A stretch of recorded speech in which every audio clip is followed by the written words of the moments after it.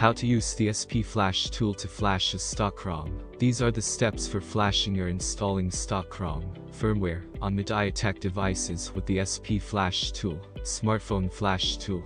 Caution: using the SP Flash tool to flash or install stock ROM firmware will wipe the data. As a result, we recommend that you create a backup of your data before using the tool. Using the SP Flash tool, installer flash scatter firmware.download and install MediaTek driver auto installer on your computer. If in case MediaTek driver is already installed on the computer, then skip this step. Download the MediaTek device's stock ROM firmware and extract it on your computer. You can find stock ROM on Firmware Filer through Google. Download and install the SP Flash tool on your computer. Once the tool has been extracted, the following files will be visible. Now, run flashtool.exe to start the tool.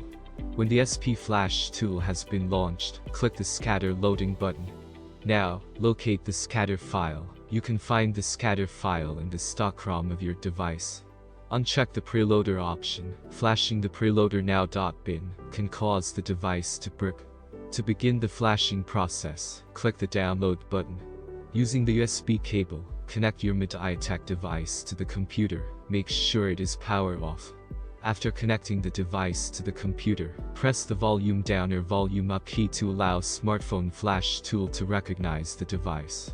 The flashing process will begin automatically once the computer detects your device. A green ring will appear at the end of the flashing process when it is completed. Close the SP Flash tool and disconnect the device from the computer. Thank you very much. You have now learned how to flash or install stock firmware on MediaTek devices.